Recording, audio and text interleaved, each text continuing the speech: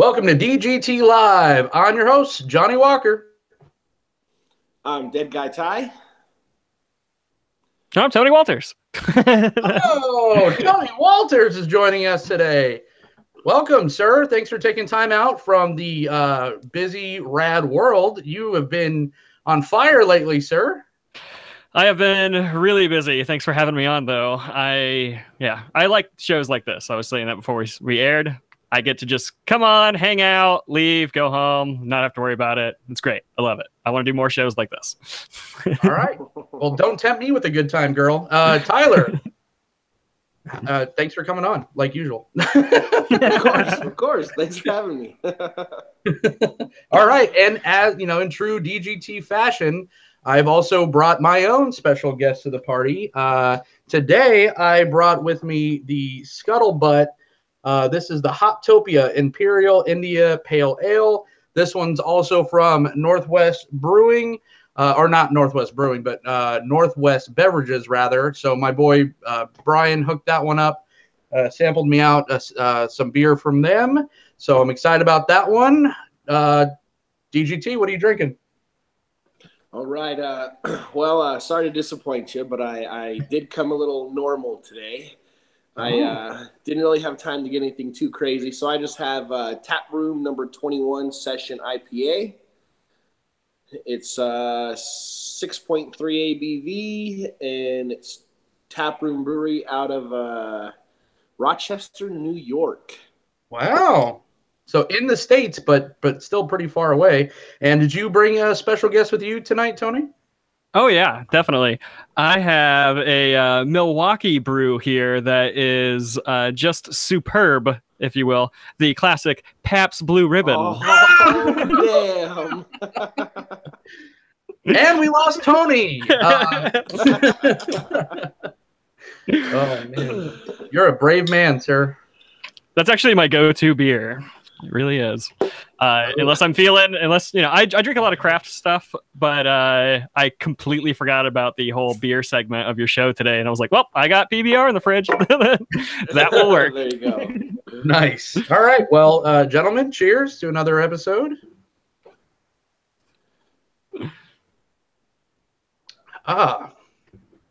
Ooh. All right. Do I dare ask Tony how your beer is? Just the first reaction. Hey, it's fantastic. No complaints over here. Nice. Tyler? I haven't really dove too much into it. I'm still pouring here. I had a little bit of some difficulties there, but I recovered.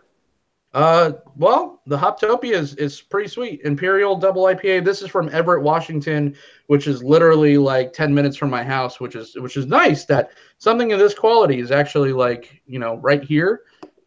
Super happy about it. Can't complain. It tastes it's really bizarre. It kind of tastes like a stout for a double IPA, which is a little weird. It has a little bit of a coffee characteristic. I don't know where the hell that's coming from, but yeah, I'll tell you more about it later.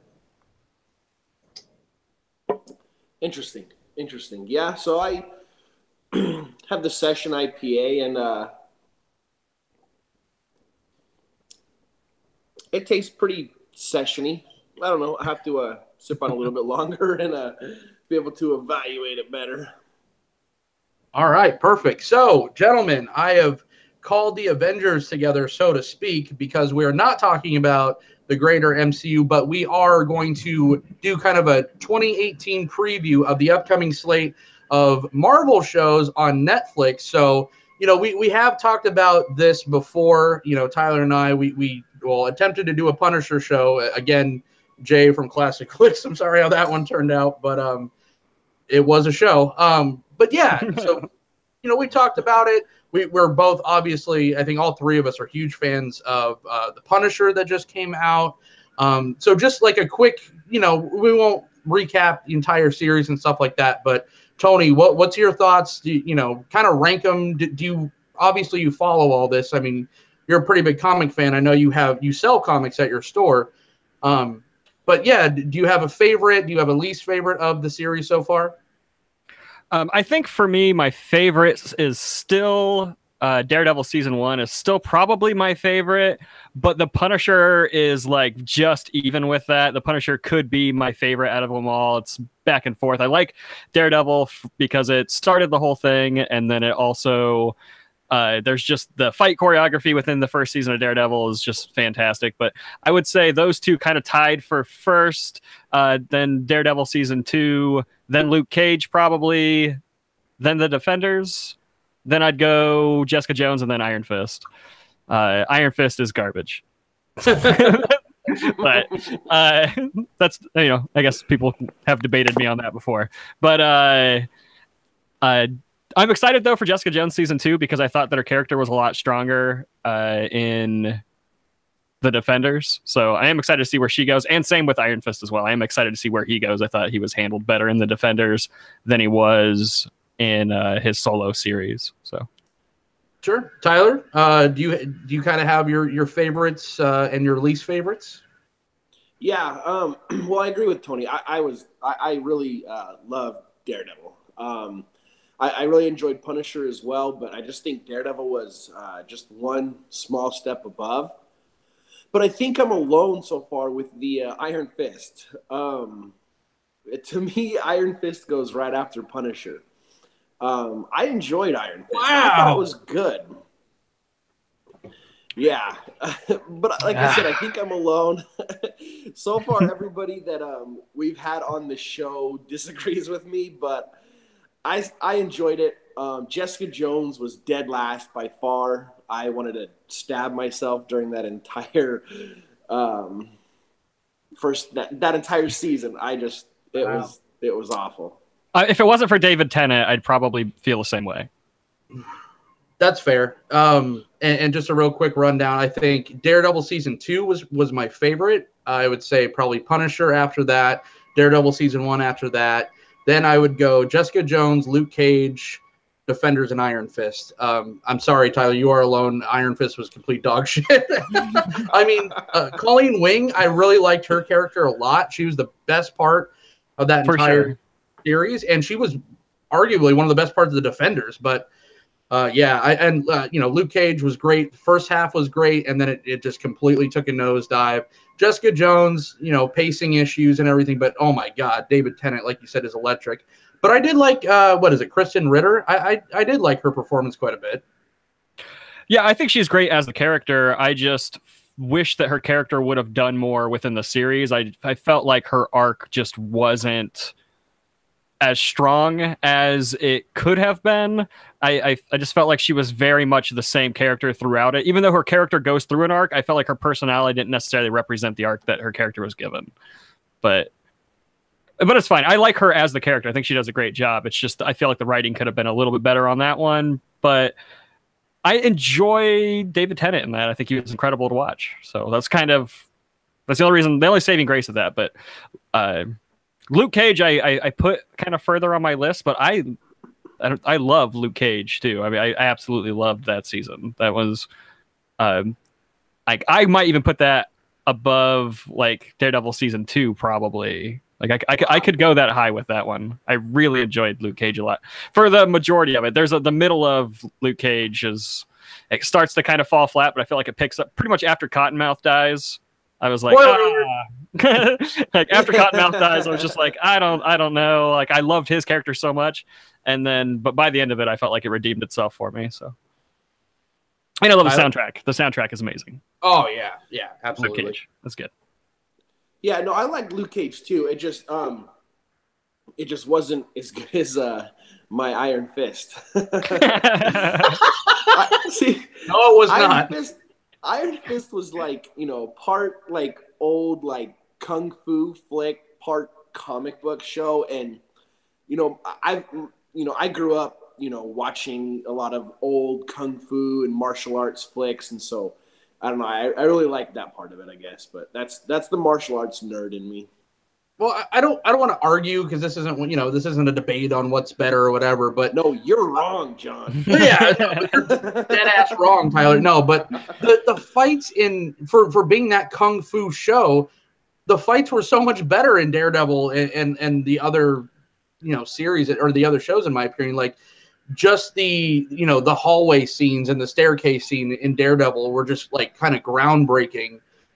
Even though they kind of did it again, it was kind of like the whole Star Wars, like an episode 7 kind of thing, where they did the same kind of fight choreography in season 2, but it was still wonderful to watch. They just did it up a staircase instead.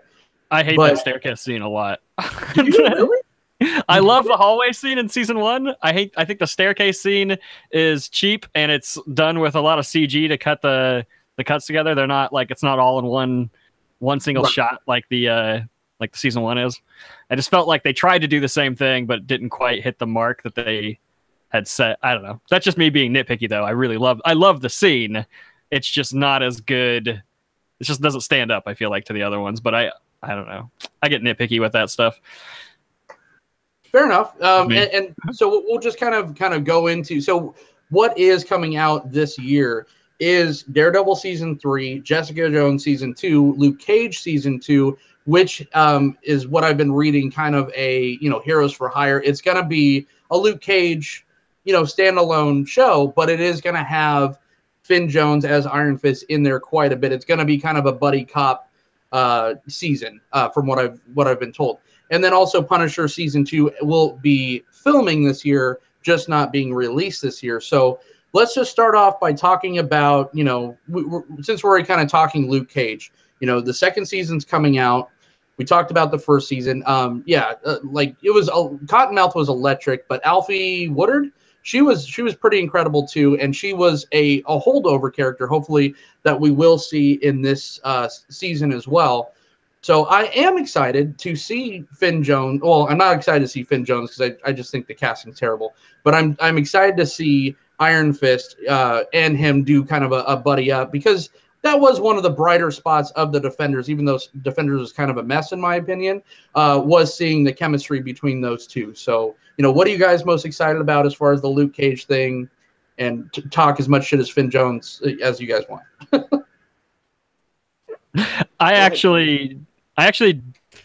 I like Finn Jones as the character in the Defenders.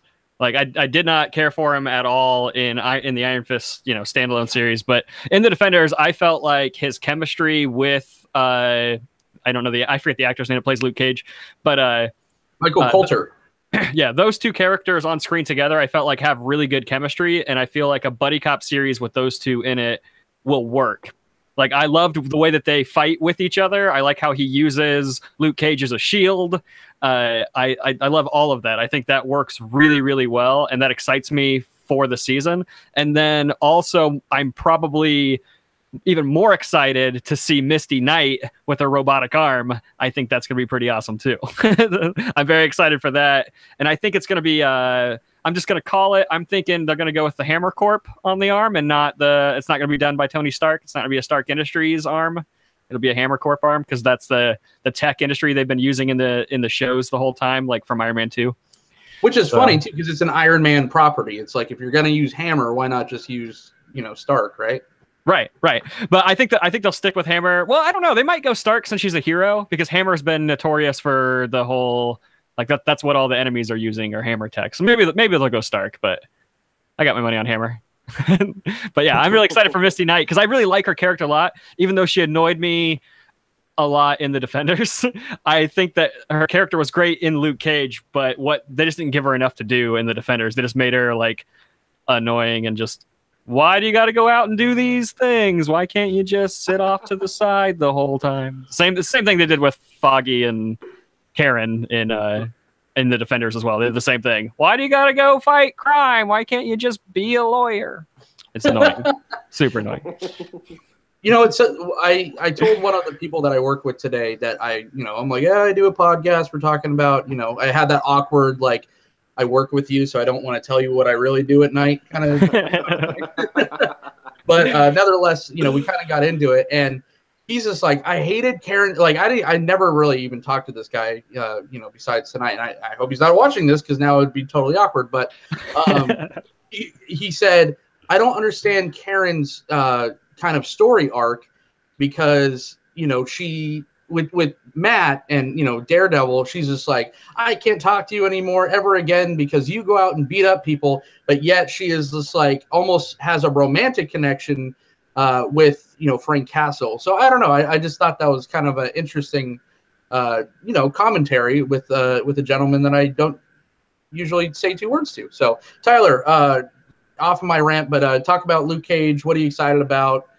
You said you did like the series as a whole. It just wasn't one of your favorites, right? Yeah. I mean, I liked it. I liked most of the rest of the shows better. So to me, Luke Cage is right there above Jessica Jones. Jessica Jones, yeah. But not because it was bad. It just, it was not as good as the rest of them. But I mean, I'm definitely excited to hear, and see what's going to happen in season 2. So I'm not as, familiar with the, a lot of the background of the comics as you guys are. But, from what I've heard, I'm looking forward to it. Sorry, I was drinking. Sorry, I should have kept talking. Let you drink your beer longer. Yeah, please. No. Yeah. So I mean, Luke Cage. It was such like I was eating that shit up for the first half of that series, and it had some of the like Tony said, it had some of the best music. It had the best music of the entire Netflix series as a whole. Just some like iconic imagery too. Like one of my favorite scenes of any of those shows is when Cottonmouth is literally beating, the guy to death, and then he kind of just stands up with bloody knuckles, and it looks like the Biggie crown is on his head. It just had so much style, but then it it's went very to noir. a weird. Yeah, it had a noir. The tone of the whole thing was very noir with the way that it was colored and the way that the shots were set up and just the whole, just like just like being on the streets. I don't know. Everything about it was just shot like an old noir movie. Like the way that the black and white worked in noir is how heavy handed they did the colors in it. Just like, I don't know, beautiful imagery throughout the whole thing. I loved it. Yeah, and each Netflix show has its own kind of color scheme, and that was what, like the orange or yellow kind of show. But just the way that it ended out, or it ended up, and it ended on kind of like a childhood bully, schoolyard fight at the end, and just what Diamondback was a complete. I don't know. I could not stand him as a character, as a villain. I didn't buy anything. He was probably one of the worst villains of the entire series. Yeah, I don't like Diamondback, but I loved that the final fight was just two guys in the street, like throwing down. Like I loved that, but I didn't really care for his character at all. And I hated how they were like, what? Yeah, I hated their connection. Like I was like, why do they have to be connected? But I mean, I get it because it's like I'm not super familiar with the comics as far as Luke Cage goes, like in his backstory stuff.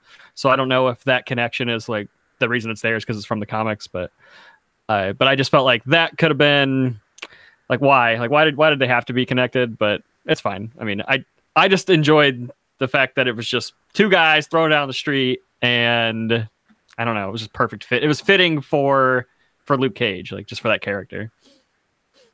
Yeah, because TV show, right? That's why. Yes, that's why.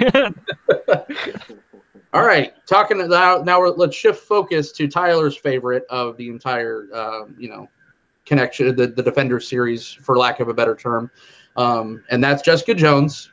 Like I said, Jessica Jones. It was a lot slower of a show, but it had great performances. One performance that I did not care for at all, that was just a blaring, just awful, was the girl that plays Hellcat. I don't even remember her name in the show, her name in real life. She's the blonde friend, Trish, I think.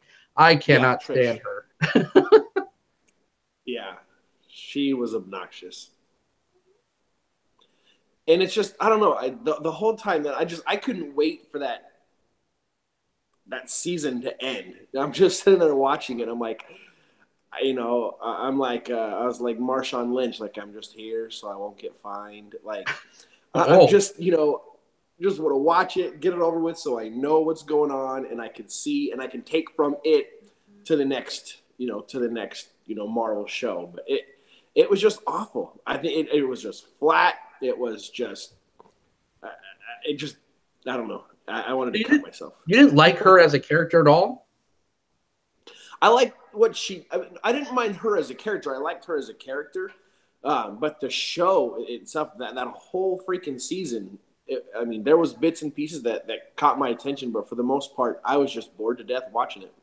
I thought some of the Hogarth stuff was really cool, especially the episode where I think they're in some kind of weird, or they have him in some kind of weird confinement thing, and there's water, and he kind of breaks out and makes people kill themselves. And there was some intriguing stuff with Jessica Jones. It was a slow burn, and it didn't add up, or it didn't, it wasn't as great as some of the other ones. It had some blaring holes, but one thing that did make that season work for me, which I don't think they're going to do in this season because he has so much going on, is the chemistry that Jessica and Luke had. Michael Coulter and Kristen Ritter had great chemistry in that show. That's what really kind of got me engaged for the first half. Now that they're not going to be in, he's not going to be over in that show at all this season, from what I'm hearing, that's a little bit of a problem. Tony? I definitely agree with that. That's part of what the most parts that I enjoyed from Jessica Jones were the parts with Luke Cage in it. I thought their chemistry worked really well, and I could go for more of those two together. But as far as this season as a whole, I watched the trailer for it today for season 2, and it looks good. I mean, I think it looks better than season 1. I don't know. I'm excited for it. I'll give it the benefit of the doubt. Season 1 wasn't my favorite, but I think that they've had a couple of misfires with Iron Fist, and then with the Defenders. I feel like they've had a couple of misfires. But the Punisher was just so good that I'm like back on top. I'm just like, all right, let's see what else you can do. I don't know who the showrunner is for Jessica Jones though, so I guess I need to look into that, because part of the problem with Iron Fist was just that the showrunner for that was like the guy who did like the worst episodes of Dexter. Yeah. They're like, here, have a Marvel show. Right. I don't know why, but and I don't know who. I think the showrunner for the Defenders was the showrunner from Daredevil, but that was just kind of a mess. Like I agree with you with that one. Well, it was bizarre because it came right after Iron Fist, right? And even though the Tylor liked it, the majority didn't really. Yeah, didn't really care for Iron Fist as much as the other properties, and Defenders was basically a direct sequel to the Iron Fist story. I mean, it really was centered around Danny Rand. There was a lot of Elektra stuff and Matt Murdock stuff, but it really did kind of center around what happened. It was the Hand, everything that has to do with Iron Fist and everything. So it was like kind of a lose-lose because they went that kind of story route. I didn't think they anticipated that Iron Fist was going to be so critically pined as it was, and then they just kind of jump right into a sequel. I mean, even the Hand members, that the guy that they had the big bad in Iron Fist, they wind up chopping off his head and all this, and I think it was Colleen Wing that did it, and that was kind of her big moment. Just to have him back again in the Defenders, I was just like, so yeah, very pointless. It was just bad. I think it was just really bad timing. Yeah, there are moments though in the Defenders that are just absolutely amazing, and then there are moments that are just total garbage. The first 2 episodes of the Defenders turned me off so much to the whole show. Like I was like, oh no, is this gonna be like this the whole time? Because I don't think I'm gonna be able to handle this. And it was just mostly the cinematography in the first 2 episodes it's all these really weird like Dutch angles. Like let's put the camera up in the corner and flip it on its side and do all this stuff. And I was like, I felt like the cinematographer was just like, notice me, notice what I'm doing. Just look at this. And I was just, you guys like action like this? Yeah. Yeah. And then like the courtroom scene where the camera's just like spinning around Daredevil the whole time that he's talking. I thought it was cool, and I understood where the cinematographer and the director were going with that. Like he's talking circles around the whole courtroom. This is where he's at now in his career. He's this good. But it went on for far too long and became like nauseating. And then there's a hard cut in the middle of it because you could tell they probably did it a few times and they took the 2 takes that were better out of it, where it should have just been 1 long take. But there's like this weird hard cut and it keeps spinning and it just drives me nuts. Well, it was show-offy for like no reason. It's like Definitely be show-offy in times that it would kind of make sense. I don't know. Defenders as a whole, Tyler, did you like it? Yeah, I mean, I wasn't extreme either way on it. It was just kind of like, it kept me interested. I liked contrary to you guys, I liked how Iron Fist kind of bled right into it. And it was obviously a short season. It was a season 1. We're supposed to see a season 2 out of it. But it wasn't my favorite. It wasn't Daredevil season 1, but it wasn't Jessica Jones. It was right there, kind of in the middle, right above Luke Cage. Kind of, it wasn't bad. Yeah, and it was just kind of it was messy. It was like, dare I say, Star Wars Episode 9. It was just kind of a mismatch. Do you mean 8?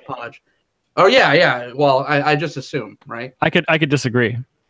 Oh well, hey, you should have been on last week. No, or week before. Yeah, I was supposed to be.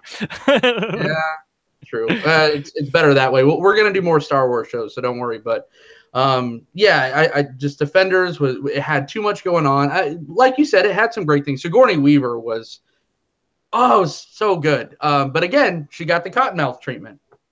Right. When she died, it was like jaw dropping for me. I did not see that coming. And it was awesome. And Elektra was really awesome in the show too. I did not care for Elektra like at all in season 2 of Daredevil, but I really liked her a lot in the Defenders.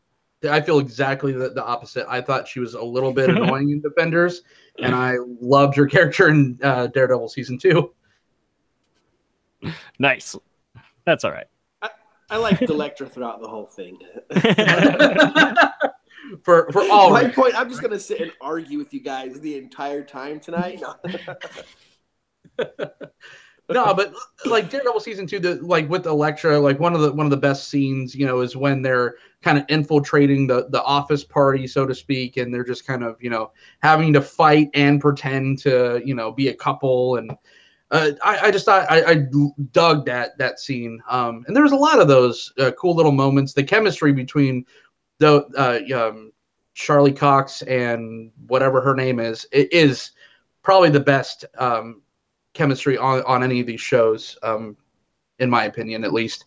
But yeah, so Daredevil, let's talk about it. It sounds like we're all a little bit torn. I am in the Daredevil season 2 camp. Like, that is the greatest Marvel show. It's still, in my opinion, of course, but it just had everything. It had just fantastic cameos or special guests. Like the Punisher was just beautiful. It was like hearing the Beatles for the first time, like seeing John Bernthal be the Punisher and him fighting Daredevil. Those scenes were fucking incredible. We got just enough of the Kingpin. And then, of course, like I said, I like the Elektra stuff, even though you guys didn't, or at least Tony didn't as much. So, yeah, Tony, you're in the Daredevil 1 and then is better than 2 camp. I forgot, Tyler, where do you stand on this again? Yeah, no, season 1 was better than season 2. Wow, okay. Yeah, I mean, I'd say season 1 was better than season 2. But at the same time, all of the stuff with the Punisher in season 2 is absolutely perfect. The only reason why I would put season 1 over season 2 is because I hate the stuff with Elektra in season 2, and I hate the way that the characters or that that Foggy's kind of treated in season 2. I feel like he becomes kind of annoying. But the stuff with the Kingpin in season 1 of Daredevil, that's the only reason why I put it higher, is because, well, fight choreography in season 1 I felt like was better, and then also the villain, like just the Kingpin in season 1 is absolutely amazing. I love that both Daredevil and the Kingpin are both doing what they can to clean up the streets, and they both feel like they're the hero of their own story, and I think that's absolutely perfect writing. But the stuff with the Punisher in Daredevil season 2 is amazing. That very first episode when the Punisher appears and shoots him, and all he says is "bang," and that's it. That's the end of the episode. I lost my mind. Like, just one line with just one word. When he says "bang," I was like, you are the Punisher. Like, John Bernthal is like the best Punisher we've ever seen on screen. And I like John Bernthal as an actor. And I think he's a really, really good actor, especially since that. He's done so many other things now, and he's really one of my favorite actors. But at that point in time, the only thing I really knew him from was The Walking Dead, and then also Fury, which I thought he was great in Fury as well. Yeah. But when he says "bang," I was like, is he going to play this thing like Shane, you know? But when he just that one word, I was like, nope, he's a totally different character. And I got that out of one word, and I absolutely loved it.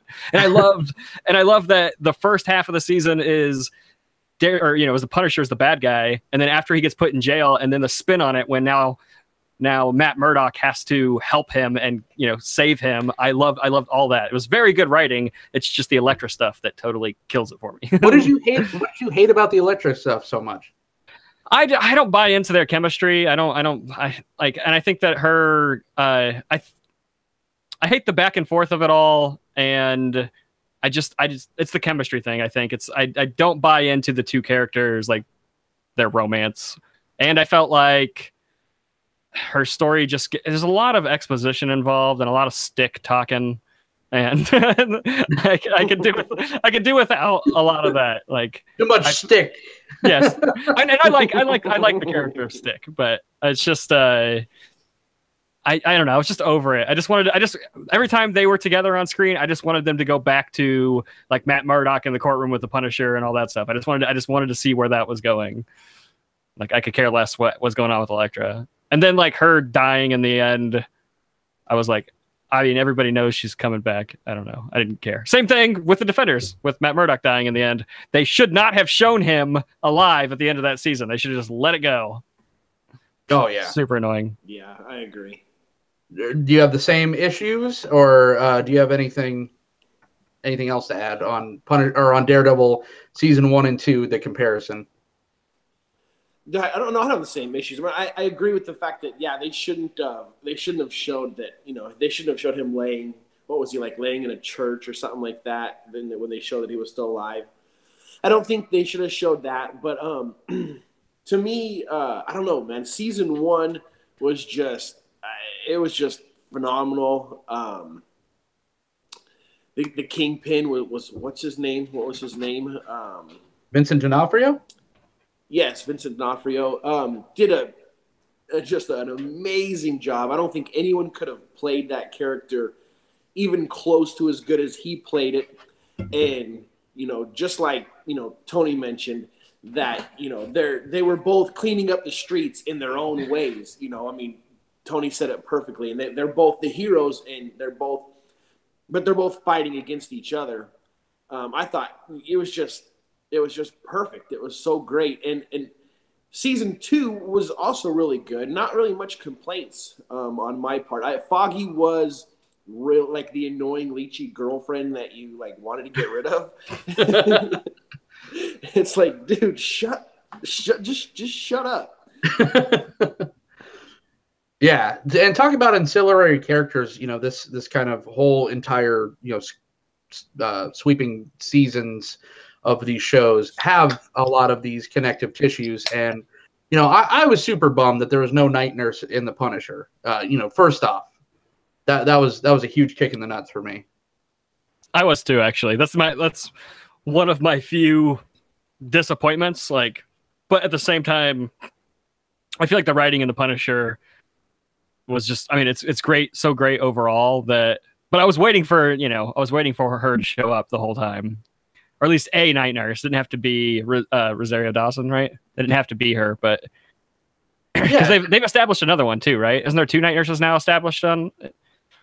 Was there a second one? I don't know. I feel like there's a second one that was established, but I can't quite place it. Maybe not. Maybe not.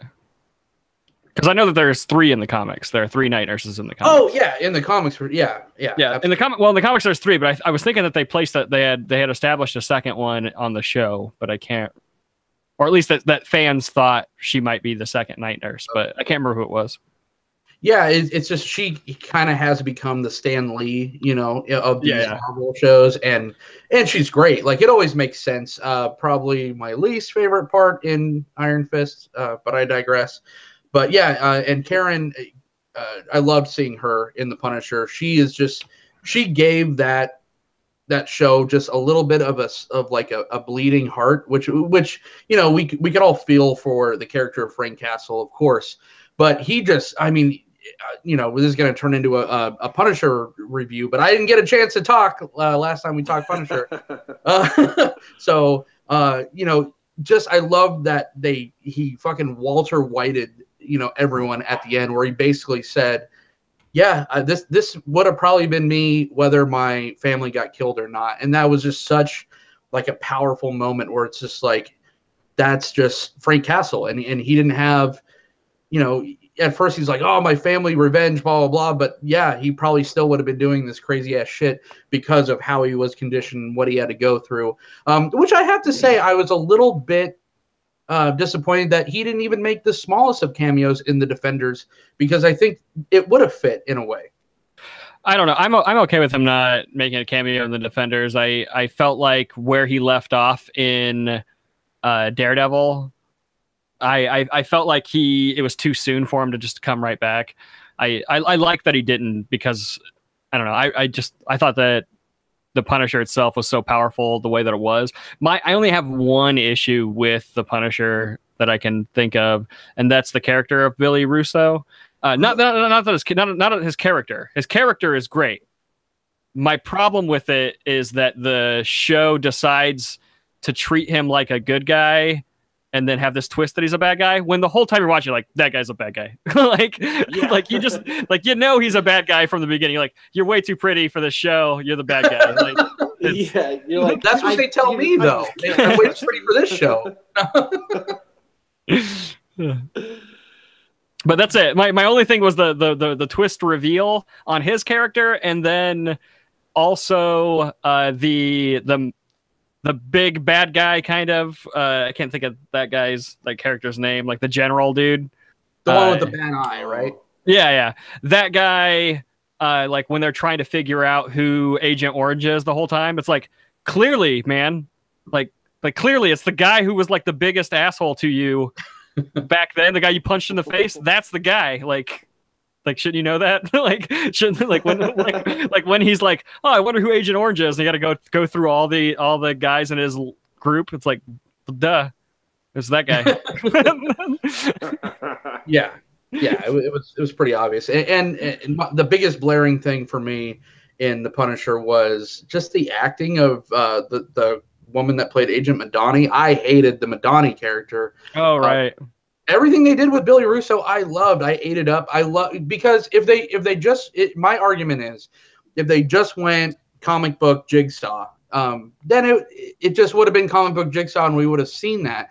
I like the fact that they took the time to kind of flesh out this relationship, because they, in the comic, spoiler for the comic, I guess, a 30-year-old comic book, they didn't have a relationship like that. It was, he was just a mob boss. He was called Billy the Face or something like that. He was just known as like a handsome, mob boss. But I like the fact that they made them close. I like the fact that, the best friend angle, which just made just that ending, that last episode just sweet, and just the brutality of that show. And this is something that I want to talk about, after we kind of talk about the shows individually.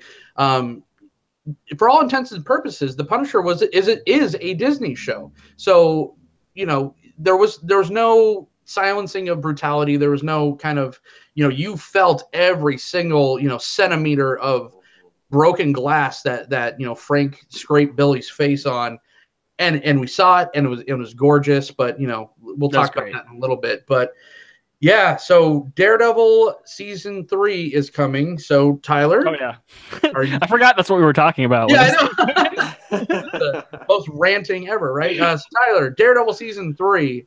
How stoked are you? What do you want to see? What do you just early predictions? Oh man, I mean, I'm definitely excited. like I've already said, a few times, Daredevil seasons 1 and 2 were my top 2, favorite of, all the Netflix Marvel shows. So I'm definitely really excited to see what's going to come out of season 3.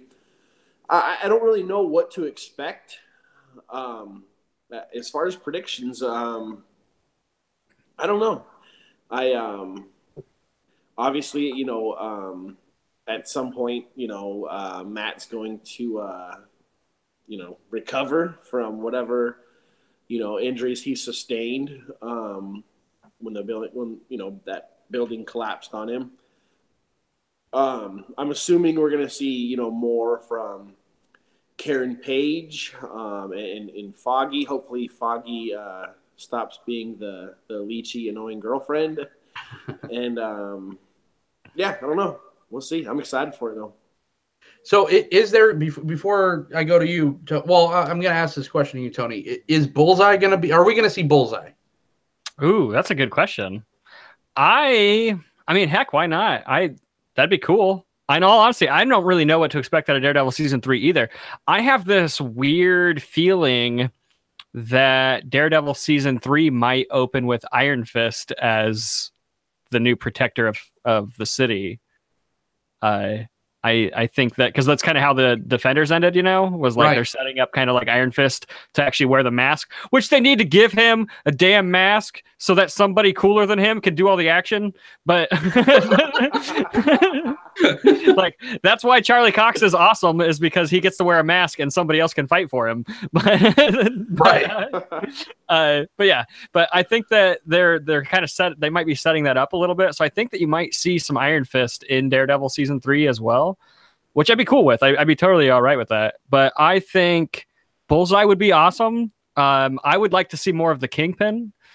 I would like to see, man, I don't really know. I would like to see Spider-Man show up in it, but I know that won't happen. But I would love to see Spider-Man show up in it. I would love to see Kingpin be the villain of a next Spider-Man movie, like that Kingpin.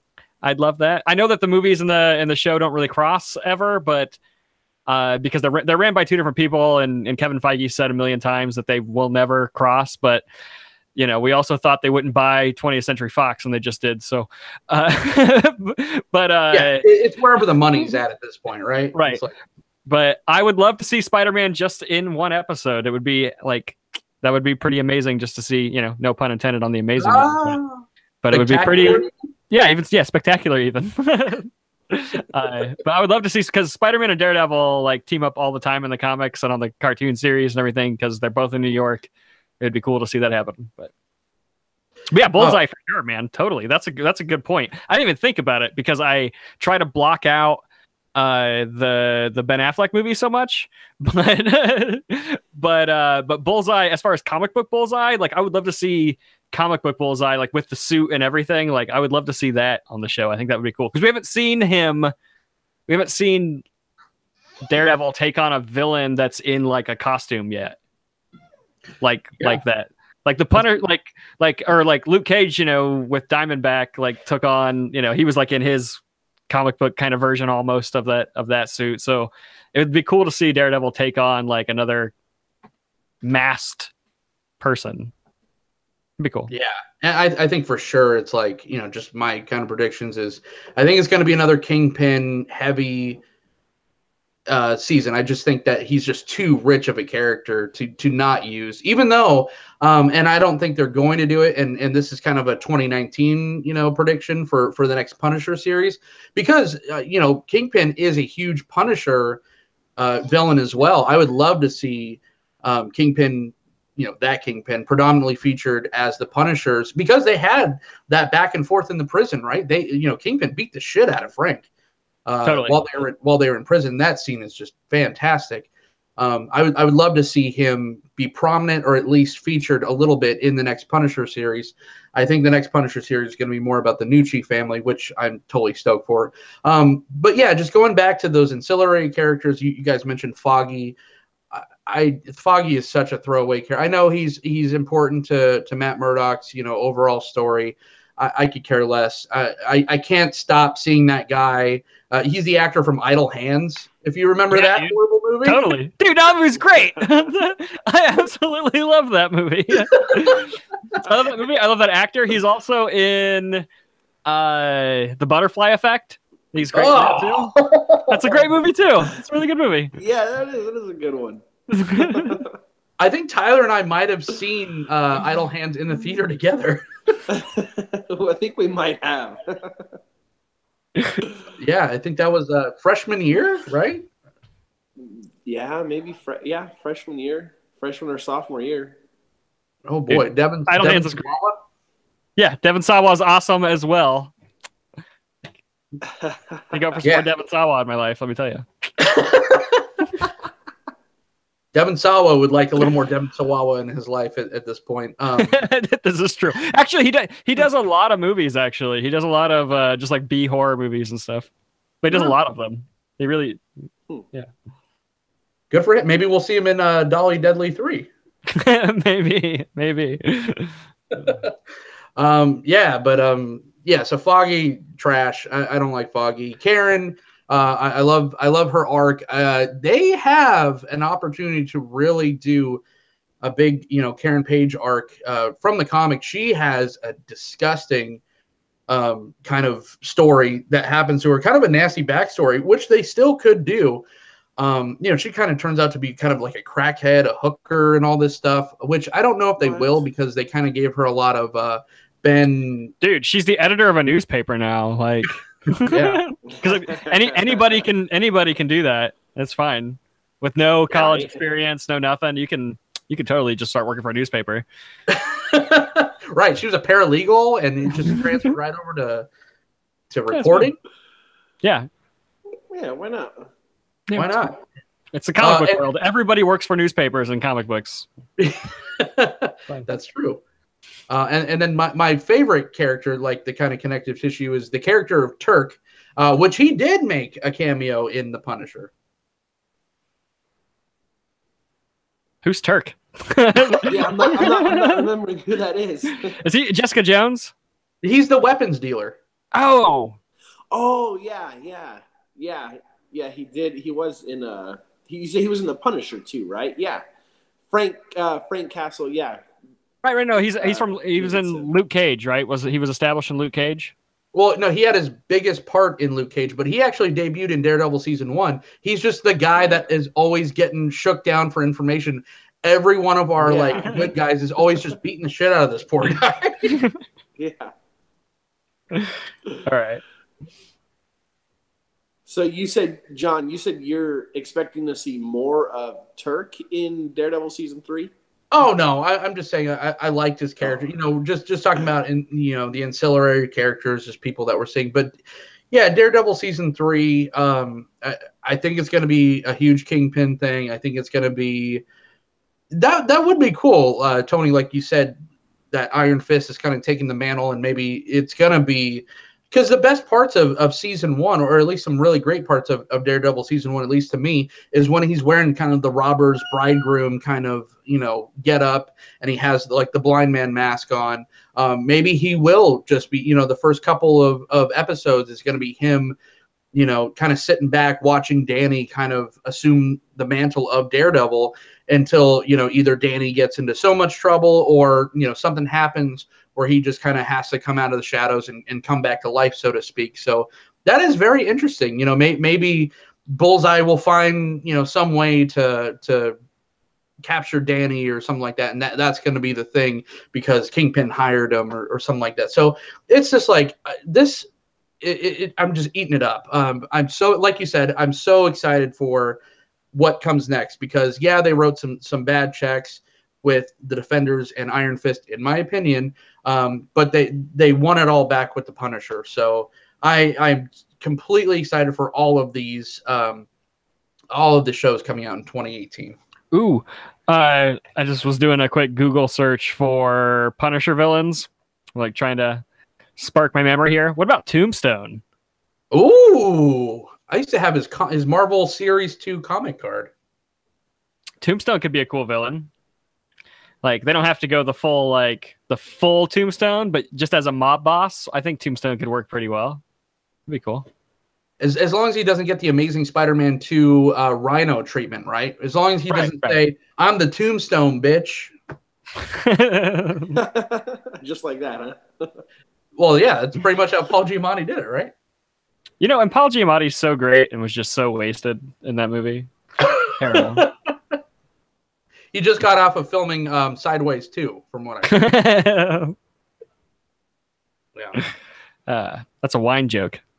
It is. So all my fellow wine students out there, you got me. Dad jokes and wine jokes. Thanks for tuning in. Yeah, so that's kind of our, we're super excited about everything. Of course, it's Marvel, it's all the stuff on Marvel Netflix, but something did happen, which Tony kind of teased a little bit earlier, is that Disney did buy Fox, and there's going to be a lot of stuff changing. Like you said, we didn't think that we were gonna see the MCU and the Fantastic Four and the X-Men kind of interact. So now anything is possible. So in your estimation, is this going to change things is the Netflix series going to feel this acquisition? Oh, for sure. Definitely. I think we're going to see, I mean, we can see lots of stuff. Like, there's so many things you can do with some X-Men characters in a Netflix capacity. Like, just having, you could do like a New Mutants series. I mean, which I know that they did you see the New Mutants movie got pushed to February of 2019, by the way? Wow. It was supposed to come out this April, and they pushed it to February of 2019. Do you think that had to do with the acquisition? Yes, I do. I think that it was too close to Avengers Infinity War coming out. Like, I know it comes out in May, but I don't think that they wanted anything to get overran by it, so they pushed it back. But I don't know. I mean, it's hard, but because I was excited for that one because it was like a straight up horror movie, and I was like, that's kind of cool. But it got pushed back to February 2019. But yeah, as far as Netflix is concerned, though, I think Netflix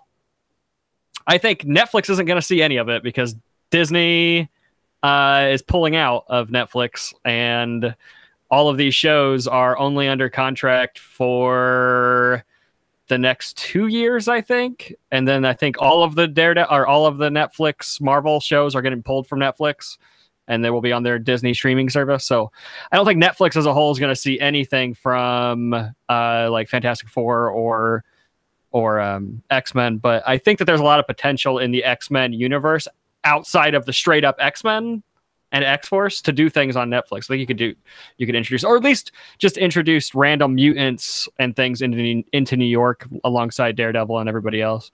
But what I want to see more than anything, on a random tangent here, is I want to see, you talked about the other day, the Marvel Knights series.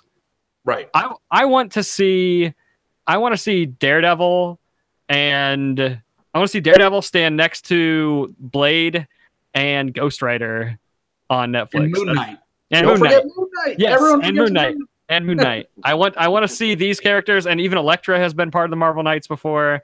Like, I want to see all of these characters on screen together. I want to see a Blade series, and I want to see a Ghost Rider series. I know that they put Ghost Rider into Agents of S.H.I.E.L.D., but that was not the Johnny Blaze Ghost Rider. That was a different one. I want to see... Even if they kept that one, I'd be okay with it.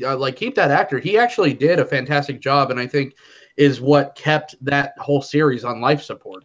Right. I've seriously only seen probably three episodes of Agents of S.H.I.E.L.D., and that was like the first 2 episodes, and then I was just like, I don't like this show. And then I watched the first episode with Ghost Rider in it because I was like very curious, and I thought he was great. I liked the actor, and I liked the episode actually. But I didn't continue to watch it. But I would like to see Johnny Blaze though stand next to and Blade would be great. That'd be cool. But only if it's Nicolas Cage and Wesley Snipes, right? I would be cool with Wesley Snipes, but not so much Nicolas Cage. I would love to see a Blade movie that is just a sequel to the Blade trilogy that they already made. I'd like to see that. That'd be cool. I totally agree. Tyler, do you see a world where it's you have to go on Disney's streaming service? It says Disney in the title, where you're gonna have to go and see Punisher season 2, season 3. I don't know. I mean, I've heard I've heard mixed stories about what we're to expect. I've heard that it's not going to affect the Marvel shows at all, and then I've heard that it is, and I can't picture that world. I mean, I think Netflix, the whole Netflix, all the Marvel shows on Netflix, I mean, they've done a great job with all of them except for Jessica Jones, but like 90% of them, like Iron Fist. yeah. So I mean, I don't know. I guess it's going to be really interesting just to see how this whole Disney streaming service works in the first place. I mean, trying to compete with Netflix. So Do you want to hear my real theory on it? My real theory is that Disney buys Netflix, that they don't start their own streaming service. They just buy Netflix. Yeah, I completely agree with that. I feel exactly the same way, because there's just no way that we're gonna tune in to, or that Disney would even want. It's like when they had Touchstone, right? Touchstone Pictures. That's what released Nightmare Before Christmas. That's what released these other kind of more adult themed, movies and shows and whatever. They need that, Hollywood Pictures. That was Disney, Miramax. Right. All that stuff. That's the thing, is if Disney has a streaming service, think about all the movies they own. They own Miramax, so they get Pulp Fiction, they get Reservoir Dogs, they get like every Tarantino movie, they get, and now they own 20th Century Fox. So if they start their own streaming service, they have a very giant library outside of just Disney movies that is going to be on there. Because right now you've got Pulp Fiction and Reservoir Dogs are both on Netflix, I think, right now, and those movies are going to be gone too. Like they own everything. So that streaming services, all these. But it's all brand, right? It's all brand recognition. So in no world, I think, that we're going to live in are we? I can't talk. Are we going to get a Disney's Deadpool? Disney. No. You know what I'm saying? No. It'll still be Fox's Deadpool. Like, just because they bought Fox doesn't mean anything. It will still be 20th Century Fox. Like, they'll still call it 20th. It's the same. Like, they have, Pixar is still Pixar. I mean, it's Disney's Pixar, but it's Pixar. Like, and it's Marvel Studios. It's still called Marvel Studios, even though Disney owns it. It's still called Lucas Films, even though and Disney owns it. So it's still going to be 20th Century Fox. So you're still going to get your Deadpool movies, and and that's not going to change. But now they have the opportunity to throw Deadpool into an Avengers movie if they feel like it, and then it would be I think it'd be funny to see Deadpool in a PG-13 movie and then be censored, and then break the fourth wall and bitch about being censored. I think that'd be hilarious. But I think it can work for like a one-off kind of scenario, but I don't want to see him constantly being involved with everybody else. But in a one-off scenario, I think it can work. But I think you'll still see your rated R superhero movies. I don't think anything's going to change there. But I do think that if Disney does go off and start their own streaming service, it won't be called Disney Stream. It'll be called whatever streaming service. It'll have its own name. It won't be Disney brand, but it will be Disney owned. Even if they don't buy Netflix, like if they just do their own thing, it won't be called Disney, because that's a deterrent to kind of like people like us, adults that are into more of a broader thing. Like when you think Disney streaming service, you think Disney XD, like you think cartoons, you think the Pixar movies more so than anything, you think that kind of stuff. You don't necessarily immediately jump to Star Wars and Marvel and Miramax, especially, like, and now 20th Century Fox, the Alien franchise, like all that stuff. You don't jump straight to that unless you're super geeks like us. Then maybe you do, but yeah. Well, I mean, I'll use a beer term. Tyler and I get that quite well. It's Disney has become the InBev of the film industry, and it's just like, yeah, Elysian makes great beer, but it's still Budweiser, right, Tyler? It's just like there comes a point where it stops being okay. It stops being okay when Disney winds up owning everything, and it's like, and then this is a whole other debate, probably a whole other show worth of debate right here, where it's just like, once you own everything, what motivates you to be better? I don't like, as much as I'm excited about the X-Men joining the MCU, I hate that Disney bought Fox. Like, it scares me. I don't think that a company like there's not much left in the film industry for Disney to buy. Like, they're buying up everything. But the geek in me is like, yay, I get to see the X-Men with the Avengers, because that's what I've always wanted to see. I really want to see the X-Men treated better, and I want to see them in their own costumes. Like, I want to see Wolverine on screen in the yellow spandex really bad. And we'll get that in the MCU. I want to see a goddamn good Fantastic Four movie. No, I don't. I don't want to see a Fantastic Four movie. I want to see the Fantastic Four in the MCU, but I want to see them as side characters. I want to see them in an Avengers movie, or in like an Iron Man movie. Like, if Iron Man and Mr. Fantastic are hanging out and they're building something cool, that's awesome. But I don't really need to see a Fantastic Four movie. Well, it's a good thing they killed one of the Quicksilvers, because there ain't, room enough in the MCU for two. Ooh, here's the thing though. I mean, do you think that they're not gonna grab these X-Men? They're gonna build their own X-Men. I think X-Men is dead. X-Men's so funky with time travel and all that. I think that Sophie Turner is so hot right now, and all She's garbage. She's the worst. She's so terrible as Jean Grey. She's the worst. Apparently, we have another show worth of information we could go over. The only thing good about the X-Men are James McAvoy and what's his name that plays Magneto? Michael Fassbender. Yes, Michael Fassbender, and then Hugh Jackman. Like, those are the only things good about those X-Men movies. All right. Well, okay, so we got to wrap it up, but this is going to the end of our show, where we kind of talk about our special guests. I had the Scuttlebutt Hoptopia Imperial India IPA from Everett, Washington, and this was pretty good. I've never had a IPA that tastes like a stout before. It had a lot of coffee characteristics, which was a little bit weird, but it had a cool pirate on it. So I'm going to give this one a good 4.0 out of 5. Tyler, what did you think about whatever you're drinking? Well, I had the Taproom number 21 Session IPA.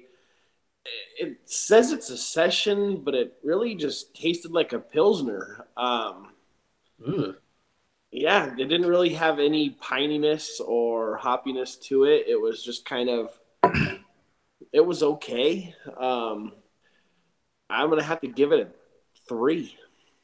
Ooh, womp womp. And Tony Walters, our special guest of the hour. What do you rate the beer that you probably drink, probably more than you clinically should?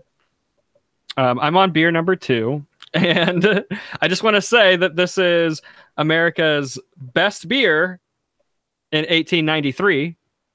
That's what it says. Selected as America's best beer in 1893. Got there. I'm going to say, if you're looking to not spend a lot of money, PBR is where it's at. No. And you could find... Don't do that. Yeah, you can find the reason why not to drink PBR on another video on the same channel, where Tyler and I and our friend Bruce from Vegas blind beer taste tested some of these beers, PBR included. I think that was the one that I said, this tastes like chemicals. But I digress. That is your DGT Live for this week. Well, I'm lying. It's not for this week, because I will be back with you. Fortunately, not with these guys, but I will be back with 2 new special guests. I have Steve McGeek from Primarily Critical, and Elle from shit. Not really. It's not shit. It's actually a great channel. It's actually another Mulligan. So they will be joining me to talk everything Dark Tower. And I'm talking about book series and the movie. I'll say movie because I saw something, and that shit wasn't a movie. So we will be talking everything Dark Tower. That's going to be at 6:30 Pacific Standard Time on Thursday. So you get a double dose of Dead Guys Talking or DGT Live this week. So I want to thank my panel today, talking everything Marvel, Netflix. Tyler, where can everyone find you? You can find me here on They Said We Said, here on the YouTube. You can find me on the Brewpedia, where I still say I'm going to eventually post another beer review. And, yeah, that's about it. Awesome. And our guest of the hour, Mr. Tony Walters from RAD Entertainment, the busiest man on YouTube these days. Where can everyone find you? You guys can find me on YouTube, youtube.com/RAD Entertainment. You can follow us on Instagram and Twitter at RAD Entertain, and you can follow myself at Tony Walters _. We also have Midwest Action Fest, I guess, is the next big event that we have coming up in April. So if you're a filmmaker, you'd like to submit a movie, you can submit it to, we have a film freeway page. You can check us out on there. And if you just want to come to the event, it's on April 20th, and it's in Logansport, Indiana. Excellent. Thank you again for joining us, sir. You're welcome back anytime. And I just want to take this time to point out that we, Dead Guys Talking, They Said, We Said, just hit a pretty good subscriber milestone. We also hit the 300 mark as well. So yay! You guys like watching our stuff. So thank you for subscribing. Thank you for sharing all of our things. We appreciate all of you. Thanks for hanging out in the chats. And we will see you again next Thursday. So for Tony, Tyler, I'm John. Spread the disease. Spread it.